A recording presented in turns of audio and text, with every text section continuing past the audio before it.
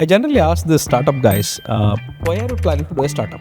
Right. So I've heard answers starting from I want to change the world. I have an idea which I want to implement. I think I can do better than what somebody else is doing. Somewhere I think it's all bullshit. Let's say we cover close to about like 85-90% of India. We disbursed close to about 25,000 crores in this last 1 year. We would be reporting a PAT of somewhere close to 470 crores. Till date, we have about 1.5 crore people who have taken loan from us. That's 1% of the entire Indian population. I very clearly remember the dark days of COVID, right? Yeah. And we had that chart in April 2020, band, everything done, dusted, zero. Although first 7-10 days, I don't think I slept more than 2 hours a day or even some nights with nightmares. I had my own employees who were sitting at home. We took that essential services passes in my own car and multiple of my guys. We loaded laptops and Wi-Fi hotspots, mobile phones. What was the story about firing the CEO? Today's guest is Madhu E, co-founder of KreditBee. His journey is a masterclass in conviction, clarity, and responsible scaling in the tough world of consumer credit. You're really in for a treat with this one. So Madhu, welcome to the Arkam's Leaders Lab. We are very excited to have you because you were the first Arkam investment and they've never regretted it. No, thank you. Thanks on that. So Madhu, I wanted to maybe give the audience some sense for where KreditBee is today. So maybe you can talk a little bit about the business in terms of customers, revenue, whatever you can share. And I know you're IPO bound because I want to start from there and go back to when we first met because it was a very different business. Sure. So maybe talk a little bit about where you are today in 25. So FY25 we recently closed. I think we disbursed close to about 25,000 crores in this last 1 year. And we have been a profitable entity. In that ways, we would be reporting a PAT of somewhere close to 470 crores for FY25, right? So yeah, I think that's on the high level numbers. Monthly, we are doing almost close to about 2,300 crores of disbursement, right? So I think that's on the. And how many customers have you serviced so far? Oh wow! Till date, we have about 1.5 crore people who have taken loan from us, unique customers. Now, if you put that into perspective, that's 1% of the entire Indian population. Wow. Roughly about 140, 150 crores is the overall population. Now, this is about 1.5 crore, right? So, and further, if you want to kind of understand the scale of it, not everyone is eligible for our business because we don't do for less than 21 years old and everything. And then there is an eligible set. That could be about like 50 crores or so. In that way, it could be like 3% of the eligible customers across India has kind of been already served by our platform. It's a high volume, high churn business. Daily we end up doing almost about 25 to 26,000 loans on a daily basis, right? So, yeah, I think we have underwritten close to about like 8 to 9 crore people till now. And from all parts of India? From all parts of India, barring few regions, but mostly, let's say we cover close to about like 85-90% of India. Yeah, no, that's incredible. I did see Nandan's presentation where you talked about 95-98% of all Indian PIN codes, yes. which is very interesting. So Madhu, coming back to the college student lending startup, I was just looking up some numbers from the past. I think when we met, you were at 1,000 colleges, 6 NBFC partners, 2,000 loans a day, 400K registered users. You started with the idea that lending can be a profitable business that you understand, and it was interesting. But this is reasonably good scale. So from that point to switch to consumer lending, it's one thing as a startup, if nothing is working, you pivot. Pivot is the fancy word, right? But in your case, it was a very deliberate move when something was going well. Yeah. How did you kind of zoom out and decide this is the bigger opportunity? Because the student lending then kind of just, tailed off. It's not as if you were pursuing both. Yeah, I think, so the idea never changed. The idea was always to go after the salaried and self-employed market because that's the largest population in the India, right? So it was more about when do you catch with those customers, right? So we wanted to catch up with them very early in the journey. when they are in college, right? So final year students. So start with some credit, start with some association, and then build that particular brand and the history as they graduate, get into the jobs, and so that you can be part of their journey. This was taught because there was a huge competition at that time from the banks. How do you even get an early salaried professional to come to a new brand when there are so many banks and NBFCs already there in the market? So there was nobody trying to catch them quite early, right? So that was the theory, right? So that was the theory with which we started. We did this business for about 1 year, where we caught hold of a lot of students at that final year stages. One number what you didn't say was how much business did we do with them. It was about 300 crores, right? So 300 crores of money is what we had lended to students. And you won't believe the final loss rate was only 2.5%, right? So Indians are not bad, right? So as perceived that we Indians are some from third world countries, in many of these aspects, I think we do something as a good diligent jobs. Yeah. So once we had done all this business in 1 year of our stint with the students, there's one more reason before I go to the next phase. The one more reason why I always liked student was the biggest important asset what student has is time. Okay, so that's the biggest asset. So we had rolled out many programs to the students that if you can hack into our app, or if you find a bug, whatever the loan given to you is muff, right? These guys spent hours on testing our app, right? Literally like 7-8 hours of free testing, all scenarios, right? And they used to come and report also. See, you're intending to go pan India, right? And that's an open wild world, and anything can happen if your systems are not robust and ready for these frauds that are going to happen. How do you test it out? Your own teams and your own thoughts can be limited in terms of what the scenarios you can think of. That is the second thing that happened. So actually, we have never talked about this in detail. So, from your perspective, this played a very big role in terms of volume testing across India of your app. Yeah. For how long did you do it with how many students? 1 year. Any student, this was given the offer. It was not made live on the website or something, but we had communicated. But you said if you find a bug, your loan is forgiven. Yeah, we were just going to kind of put a closure to that loan. No need to pay anything. It's not even like interest maaf or anything. Total loan principal. Very interesting. Hardly about like 4,000-5,000 rupees of a credit what we had given. So for every bug, 4,000-5,000 was decent, right? So literally you would see that all engineering colleges in the south, students are just testing our app, right, every day and reporting bugs. So I think that phase happened. Also, the business did good. Then we launched KreditBee. We thought like we are ready to go open market into the pan-Indian market, because the app was the anti-fraud systems what we had built. We were confident enough. So beyond this, there could be nothing much. 2017, 2018, when we launched KreditBee, the belief system within the banking world was, unless I meet somebody face to face like this, I will not give you credit. As simple as that. But forget giving credit, I will not even open a savings account for you. Right? So savings account is like where customer has to give money to you. But that also I will not do it unless you walk into my branch, right? There is a trust deficit that existed between the lender and the borrower, that this is how it has to happen. What we did with the KreditBee app was simply challenge that. I don't want to meet anyone.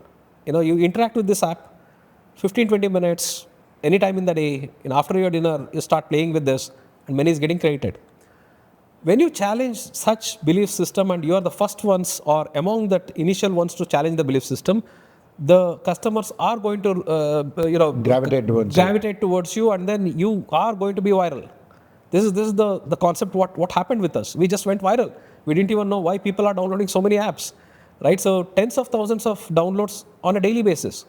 I'm not spending even a single dollar on marketing. I remember that. Right? So no dollars on marketing. People are luring in.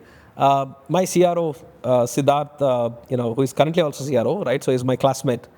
That guy was spooked. Bhai, ho kya raha hai yahan pe, right? So this is some fraud that is happening, right? Why are these people coming and lining up like this?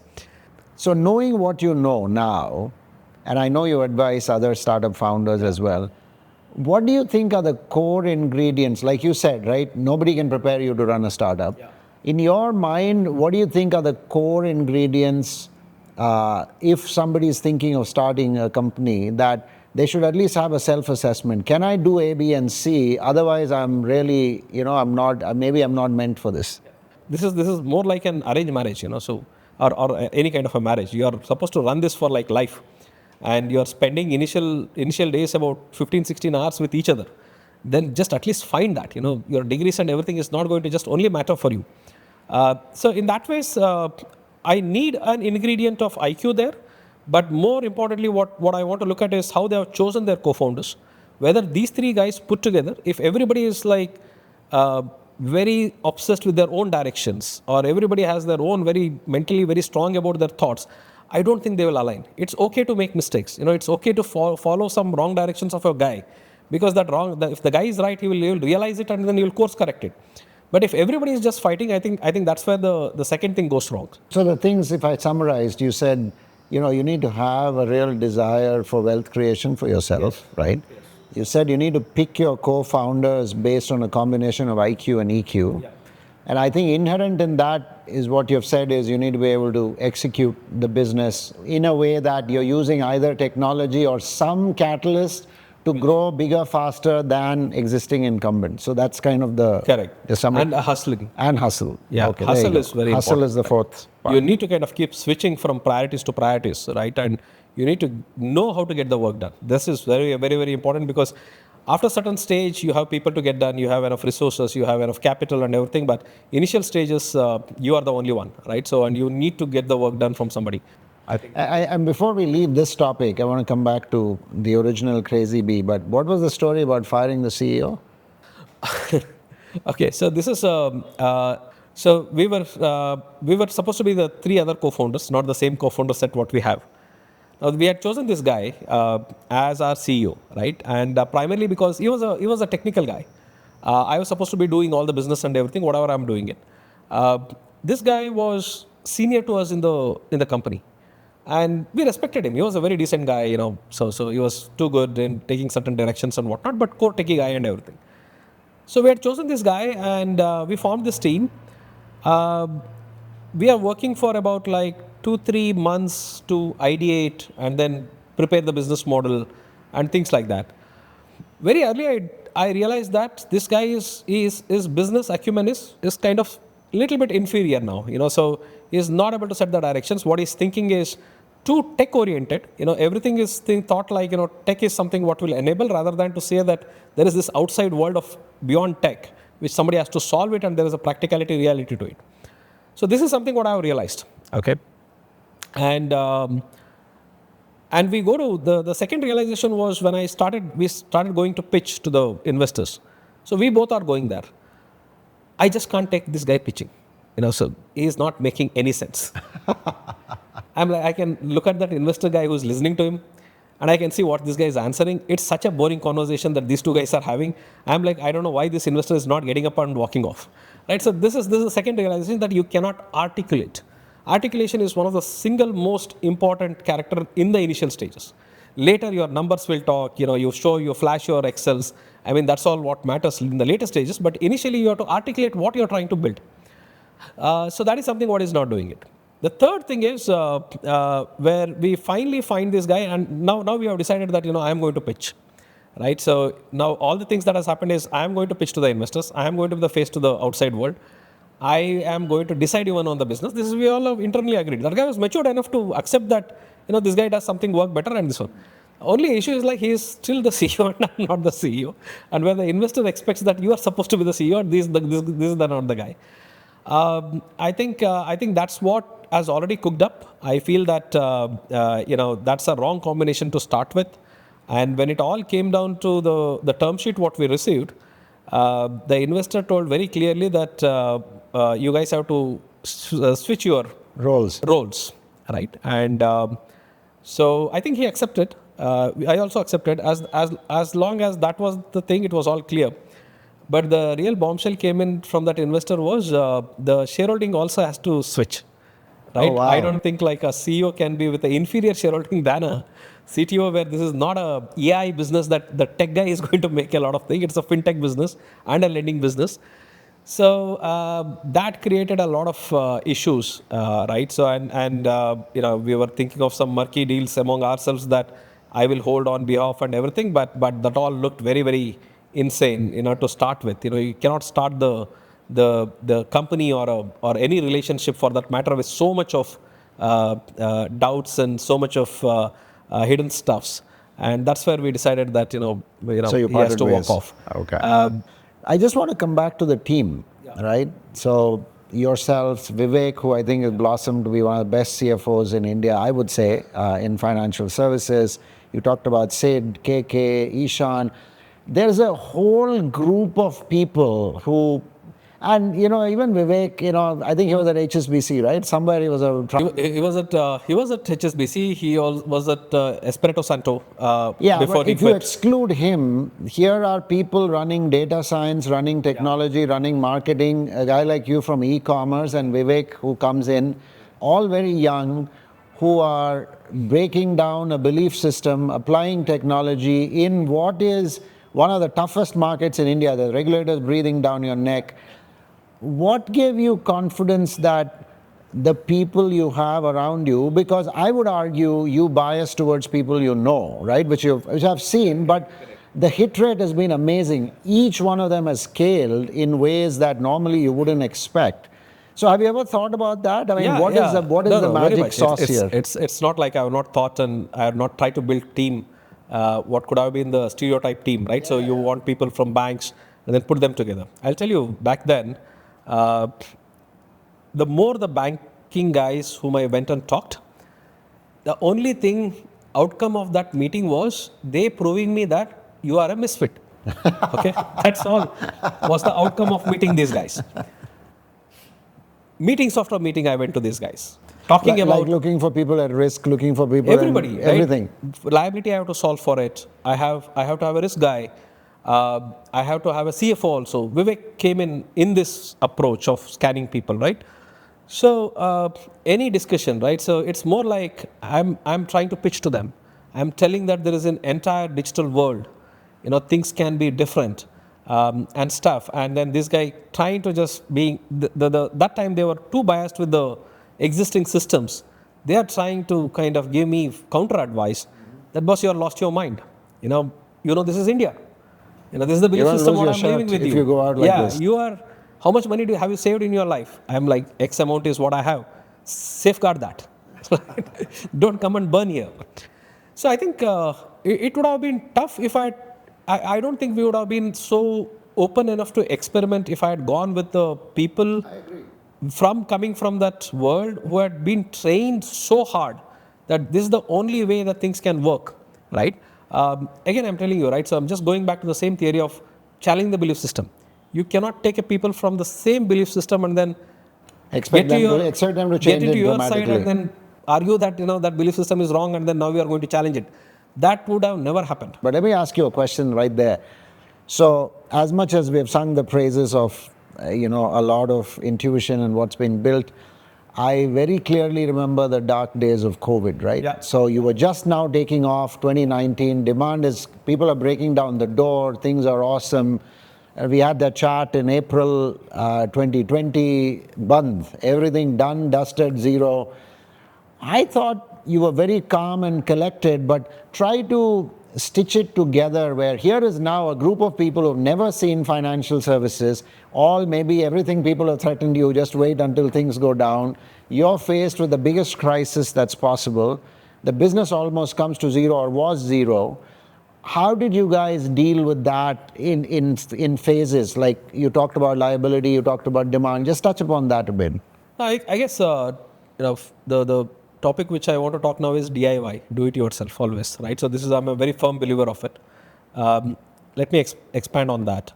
Prior to COVID, there was a bunch of fintechs, bunch of lending companies who are doing very jazzy stuffs, and investors also liked such models wherein see the pieces of lending is customer acquisition, marketing team, tech guys building tech, data science, risk guys.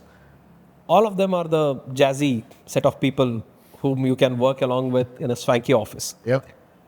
There's one non-sexy, dirty piece which is collections, because that's the operations world, right? The thought was outsource the collections to collection agencies. You do all the This was the prevailing thinking. And I will not just, I don't just blame the founders there.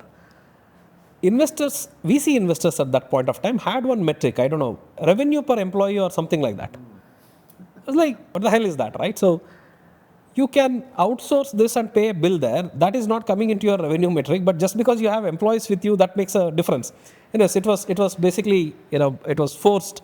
And also these guys, also somebody believed it that, this is something what has to be totally outsourced.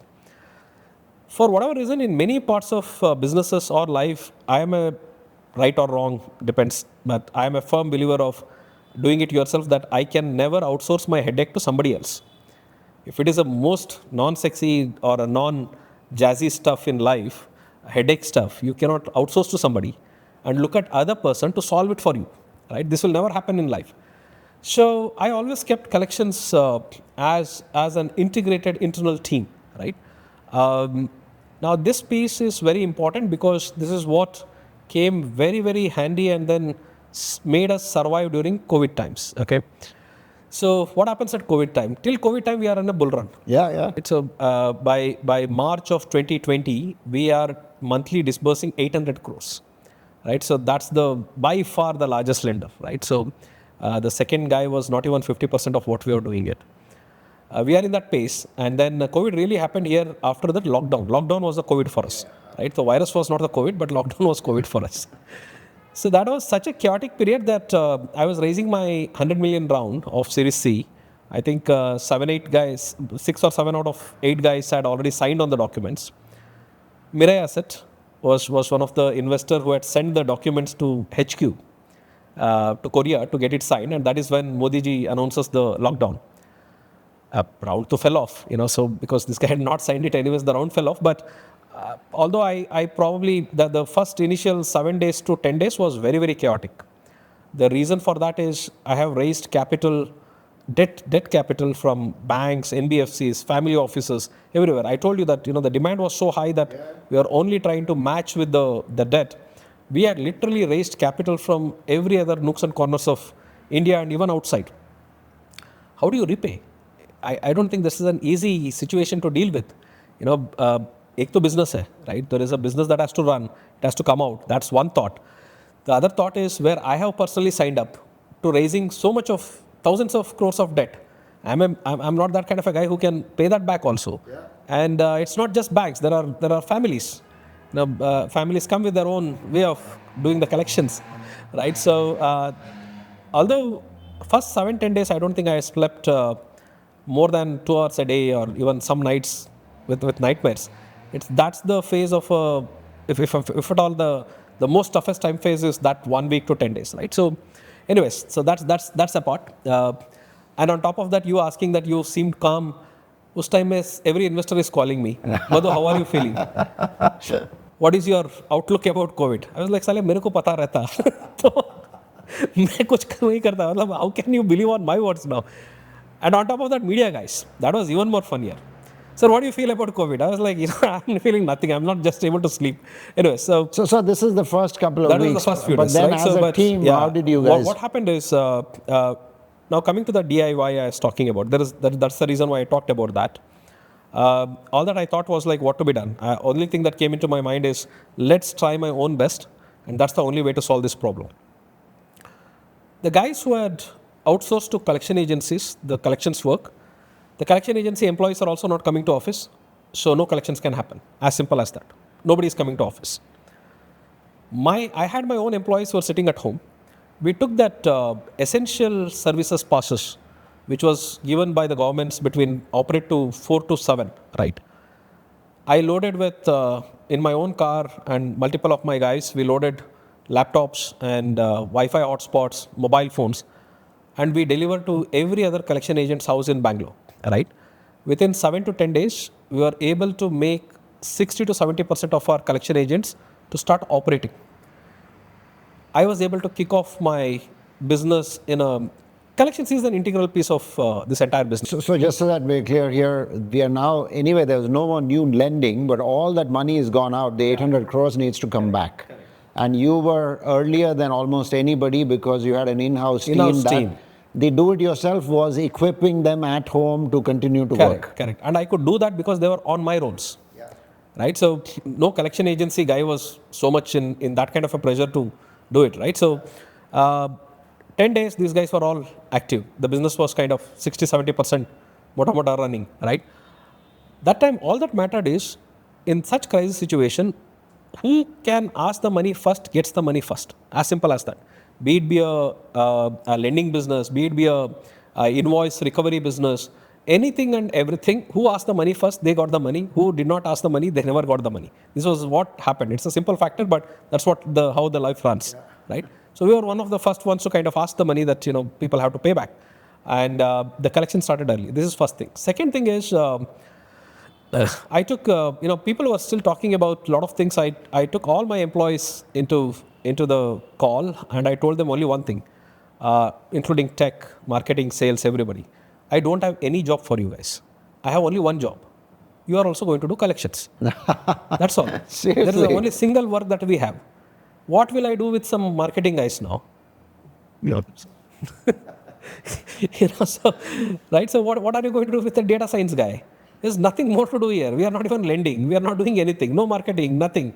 So either stick to me and then be true to the company that this is what company needs, right? We are going to do collections. We are going to only manage these people. Otherwise, you are free to go off, right? So of course, few people did not like it. I don't have anything to say right or wrong about them. It's a career choice what they have, what they want to do. But a lot of people understood me. So saying that if this is the single most work that has to be done, then let's stick to it, right? So I think some of these decisions look simple this time, but to try to this is fantastic, Madhu. I actually did not know this part also, but what really happened? So if the guy in KK's team, what was he doing with collections? He was calling people? Yeah. Really? Yeah, what else is the work? I have nothing for you to develop now. The only work... So developers were calling, marketing people were calling, marketing people, everybody is only calling work. Wow. You get these people, call them, educate them. See, there was not only collections, doesn't mean that you're threatening the person to pay back. The idea here was something like this. There was moratorium announced. Correct. Okay, that education was very important. Everyone thought moratorium is not just 6 months holiday to payouts. They thought that the loans are written off. There's nothing to pay back now. Right. Now, you have to do a lot of education to the customer that, boss, this is what the rule says. And this is how this is structured, right? Yeah. Now, who will do it? If you send a mail or SMS, who the hell is going to read this kind of an education material? Somebody has to call and explain to them. So every developer, starting from CXO levels, everyone was given only one task: sit and do this education part, which we called it as collectively as a collections, complete communication, right? So that's all. Everyone did it. I mean, a lot of people agreed to it, right? 80% of the people, and first 4-5 months, this is the only work every day, right? So. Comes September 2020, right? That is when I launched my round, which had fallen off in March of 2020. So that's when I went out in the market to raise that same Series C, and the performance of the company was so good that I got about 11 term sheets, and we ended up doing about a 150 million raise at that point of time. This is peak of COVID, right? So where investors are like really thinking about what to do and everything. In such stage, I ended up getting this one. Right? This was an amazing raise, yeah. Let's talk about day to day, right? And there's also a lot of debate even in Silicon Valley about Brian Chesky from Airbnb talking about how he doesn't really believe in over delegation, even though the company is scaled to a very large extent. He still needs to know what is actually happening. I know you do weekly meetings on Tuesdays with all your direct reports and their direct reports. Talk about how have you managed your style of managing, so as to speak, as the company has scaled. 22,000 crores of disbursement. Now it's a very large company, not the one in Indiranagar, co-working, right? So just talk about how do you keep a handle on a business like this in a way that you feel good about it. I don't think a lot of management style has changed. Still a same black and white thing that happens in the review meetings, right? So I don't think even an iota of it has changed. I was doing the same weekly meetings, same monthly review meetings, probably like for last 8-9 years, and then we have just stuck to that. But what I would say is that, I think that is very important. So first is you have to, as a CEO or even to the CXO levels, right? So if you are not understanding what is really happening in your company on a regular basis and across the departments, get them together to solve for issues in those weekly basis kind of a stuff, a lot of things are going to fall apart. So you might not get a sense of what's the real issues that are happening at the operational levels, and sometimes those are the bigger things. Although many people Give me an advocate. example. Give me an example. Okay, let's say that there is a product feature that has come out from the product team, right? And suddenly that feature has led to some of the drop in the funnel in the sales team, right? The marketing teams, there's always a funnel that what we look at, so at every step. Now the product guy has introduced, because it was, let's say, a regulatory need, and it is not like he has forced and then done something. Yeah. And whenever the marketing guy goes to this product guy, the product guy will simply say that, boss, this is a regulatory requirement, I have done this. And there's nothing else, right? So you can just go back and then figure out what you want to do. Yeah. Unless until somebody gets them and then tries to say that, I am trying to solve for a better approach than what has been already done, just leave it to the departments.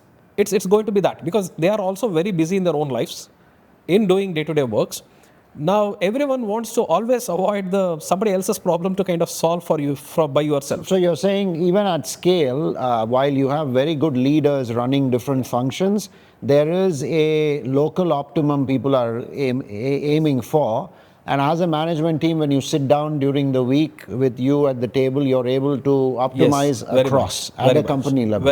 Very much, right? So second and is there a fine line, Madhu, there between what some would consider, if you're a senior leader or Ajit or anybody, where they're saying, hey, look, I'll figure it out. Why do I need to come and explain everything? I mean, how does that work? No, that definitely works, but I need the solution end of the day, right? So, and I want to know what was the problem. I would love that they would solve it, but I also want to know what the solution they got in, right? So that independence is there. Otherwise, a single guy, how much you can do, right? So that is not the idea about doing this, weekly or monthly meetings. It's more about, there was a problem. Again, I'm not one AI brained guy that I can solve everything, right? That's not going to happen, right? So you need to delegate, and then you need to expect that they all come back and solve it. But also I want to know what the solution they did, right? So that's the part about it. I think more importantly, trying to get the complete focus of the company always together, keep communicating, that really helps. It's not about you give one speech once in a month that this is the direction I'm thinking, and then think like everybody would so act how do accordingly. You do that at KreditBee? How do you communicate? Because you are what, 3,000 people now? 3,500 close to now. 3,500. And in the old days, you would have known everybody. Today there are 3,500. What's your No, I think still the interaction is a lot from me, right? So I always like to meet even at at the initial level teams as well, right? So not only at the top CXOs. I do this every month. I award somebody who has done an exceptional work, and I take them for a dinner. That only one guy. It's only one-to-one dinner. Wow. What I do that, people enjoy that particular piece, right? So I think that interaction is very much required, and I always keep harping onto the head that this is what I think, and this is something that you guys have to understand, right? That is very, very important. A lot of times this gets missed out. As the organizations grow bigger, at the board meeting level, at the CEO, CXO level, I am thinking something else. What is getting executed will be totally different, and that's where that mismatch happens, right? This is one thing. Second thing, what I've also realized is that it's not that always, every other time I have led the company in the right directions, okay? Sometimes I have led them in a wrong experiments as well, and we have backtracked, and we have gone to the right paths. Although all these things happen, but I'm still a firm believer that even if you are going in the wrong, just follow one guy. It's okay. If he's not grossly wrong guy, just follow him. He will backtrack, and then he will again lead it. Rather than everybody is in a confusion. मतलब क्या करना है? Then there is no way that you can even go in the right path together, right? So there's something. Second part, what I feel is that these days I'm spending more time with this the new generation which has come out of colleges or 2-3 years of experience. This is one generation where I get confused on how to manage these guys. Now, I know how to manage, let's say, the 90s born guys, so 80s born, 90s born is somewhere I can relate, what these guys are thinking. The 2000 born guys or late 90 born guys is where I'm getting too confused. the expectations are, I don't think you'll be the only one, but keep going. yeah, the expectations are very different. There is a, I don't know whether it is right or wrong for me to say that. I feel that they have some sense of a larger ego before they have achieved anything in life. It's like, why are you carrying this attitude and ego? You are supposed to work. So I think that piece, of course, probably our seniors and elders also would have felt the same thing about us. Now, if at all I'm trying to do something is to kind of understand them more and adapt myself to understanding their that's great. thought process and lifestyle, so that I have to live with those guys for next decade at least, right? So I think that's the management style. If at all it will change, it has to change from there. Yeah, that's fantastic. Let's talk about investors. Your favorite topic. So Madhu, your funding journey has been more unique, right? It's not been, like you said, not a lot of early stage VCs were chasing KreditBee, maybe us excluded, but you've also had a lot of growth investors come in reasonably early in your journey, and that's always a different mix. So what's been if you look back, I feel you've benefited a lot from having very high quality late stage investors come into the firm. But if you think about your entire funding journey, what are your thoughts in how it played out? What didn't early stage investors understand early on that you felt they were missing? What did growth stage investors see, etc.? No, I guess just to put a number to that and then start this, till date we have raised about 285 million in primary and give or take about 115 million in secondaries that has happened over the course of this one. So it's almost a 400 million raise from me, from all these investors, right? So there's been a lot of parties who have come in, gone out, and then people who are stuck with us and everything that has happened in the company. See, I think there is a very, very strong difference what I've seen between the VC mindset versus a growth investor or a PE mindset. That's a very staggering difference. To be very honest, in that stage, prior to COVID, let's say, I don't think VCs really understood what I was doing. Not talking about you, but many other guys who are also part of the cap table at that time. They didn't understand lending. All that they were very fascinated about was the number. They're like, so many people are coming and downloading your app, right? And then so many people you are serving them. Rightly so, what happens in the VC world is that they are so sector agnostic and industry agnostic that there are certain theses what they had run after. And more so, they always pressed on growth than sanity in business. I would just put it across. These are the early stage guys, right? I guess the welcoming PE at that particular point was too early for us. But I feel that whatever happened was for real good, because these guys were very, very, they understood the industry well. They understood exact metric, what to be tracked, and what are the reality of this particular industry and how much one should grow in a lending industry, what kind of credit cost one has to manage. I think a lot of these things, and then more emphasis on governance and more emphasis on following the regulations, right? So I think all this came in very early, which was very much required to deal with this business to get to a scale where we are. Why did you take money from Arkam? So I guess a couple of things. One is I was getting a lot of interest from the foreign investors, okay? And for whatever reason, I don't know why, the Indian investors always felt that we want to see you guys for little longer time, right? Did you believe that? Or was that a nice way of saying, I either don't get it or I don't believe you'll scale? It could be, right? So who would want to say no to it, right? So, and you are, Bala from Arkam was the one to set this trend that first meeting reject, and then after that fall in love with the business, what we are doing, and then come as an investor. I think you set that trend. After that, multiple guys have followed. Right? So, since you came back, I think we needed you to back us as badly as probably you found exciting in terms of the numbers what we were doing. So that's how it started, to be very honest, right? So because we didn't know each other well, It was more or less just the interactions on a business side what we have had. There is something that I could always talk to you guys because you would understand the ground realities versus talking to a foreign bank or a foreign investor. Tough to make him to understand first about India, what happens in India, and come to the point that this is my problem here, right? It is a very lengthy discussion to kind of get him to the same level of your understanding of the problem, right? So I think I found it very easier to kind of communicate to you and probably ICICI Bank, where I could always pick in and then start talking to you people. And of course I respected that reciprocation that you would come in, walk into our office, discuss about it, put some sanity words that at a very higher level that this probably is the right thing to do or not, right?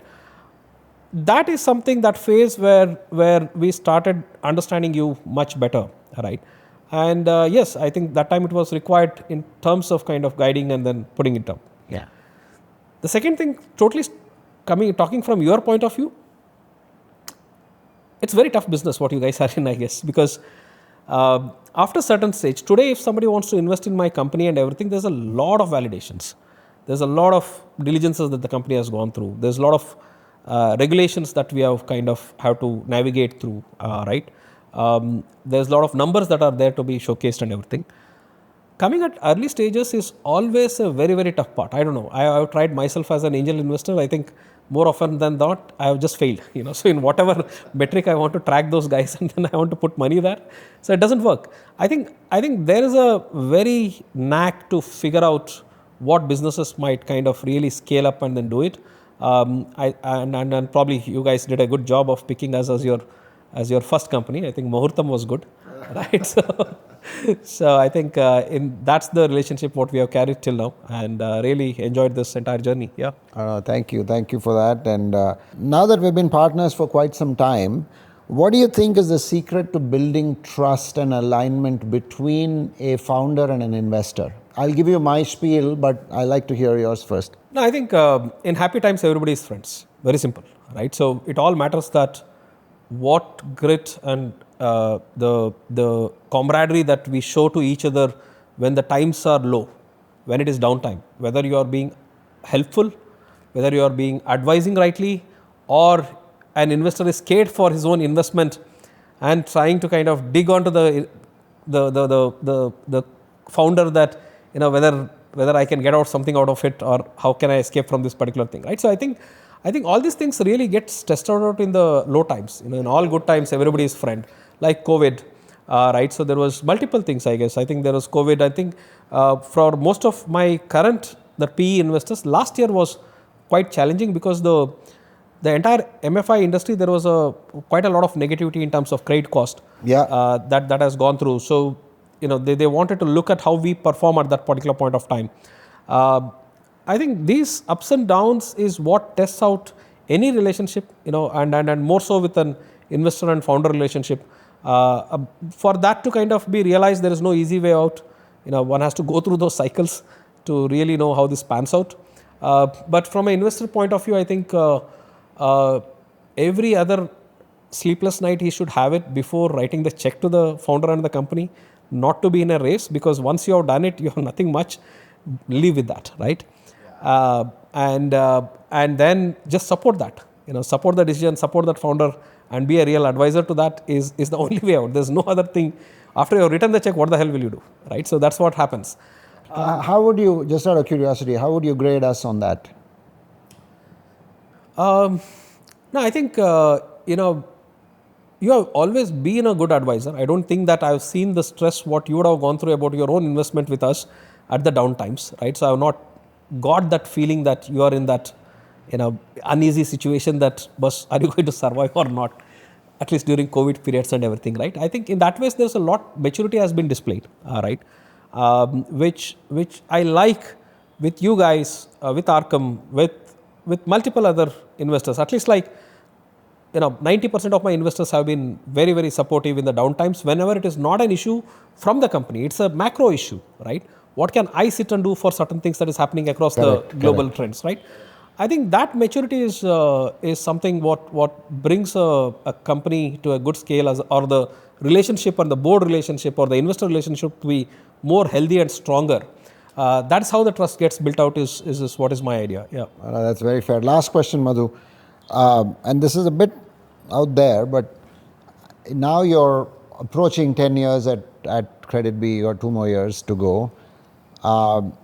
Do you think in terms of wanting to leave a legacy for this space or as a company, in terms of what kind of, how should people, do you take it upon yourself to think about people needing to remember KreditBee and your founders in your journey a particular way? Yeah, so see, that's a novel thought to always have, right? So that I want to leave some legacy, like let's say what Deepak Parekh has done or Uday Kotak has done, right? So these are the pioneers of this industry who have built such large banks and commanded a lot of respect from this banking ecosystems, right? So definitely they are some of the role models what I carry in my mind, that somewhere, if not to that level, even if that 10-25 list of people who have done something in the banking industry, I think having the name somewhere there is already a great achievement in life, right? So let's say that's the larger thought. Probably anyone would have it. I mean, why only me, right? So anybody who is in the banking field would definitely have this kind of a thought. Having said that, I think one has to also understand the responsibility towards the shareholders, right? So end of the day, as I earlier started with that, I am here, or when we started, we are here for this, whether we like it or not, it's a wealth creation game, right? So the responsibility is not only just to create wealth for myself, but it's also that I create wealth for my shareholders, right? So that's the game what we are into. So that also kind of has its own practical demands, right? And that has to be met. What I mean by that is, while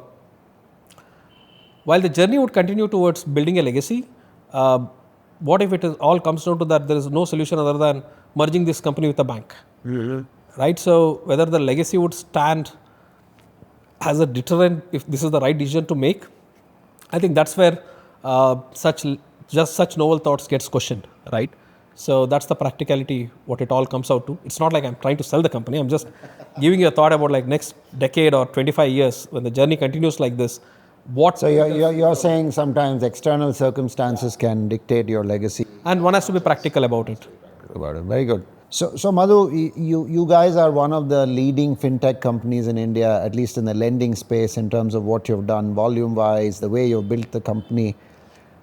Where does it go from here? When you look at fintech in India this decade versus last decade, 2015, 2025, what do you think are some of the major trends that you may not even have a solution today, but that you sit back and say, wow, we should be in some of these areas?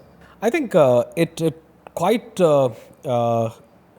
a natural progression for us what we are doing, right? So we are serving this middle India. For example, like more than 80% of my customers are from non-metro cities.